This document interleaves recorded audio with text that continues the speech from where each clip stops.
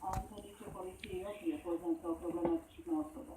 Zbog kaznenog djela nasilja u obitelji u pritvoru je proveo 30 dana, a prvog dana na slobodi počinio je zločin kakav ne pamte nekoliko znači. Mačkaton 10 dana je izdao potjernicu, te se mole svi koji imaju bilo kakvu informaciju u svezi s osumnjičenim da prijave policiji. Nakon tragedije u jami Begići, rudnika u Kaknju, u kojoj su poginula 4 rudara, u jami su nastavljeni radovi, a sindikat radi na rješavanju statusnih pitanja članova porodica poginulih rudara.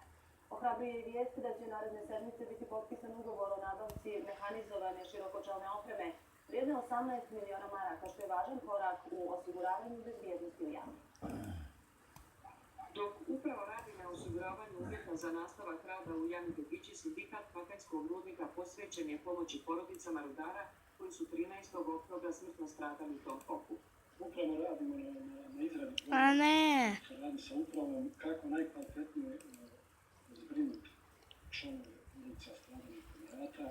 Teško povrijeđeni Haris Mušija nakon operativnog zahvata uspješno se oporavlja. Njegovih 11 pomorata koji su u trenutku nesreće bili u revirima jame Begići još su na bolovanju. U međuvremenu intenzivni radovi na sanaciji posljedica urušavanja krovine u jami Begići, rađeni u suradnji sa federalnim rudarskim inspektorom, uspješno su okončani. Pojačani su u tom dijelu čeličnom odredom, čeličnim lukama i bijelih transportnog plovnika. Formirana je stručna komisija koja je izvršila pregled jame jučer u prvoj smjeni.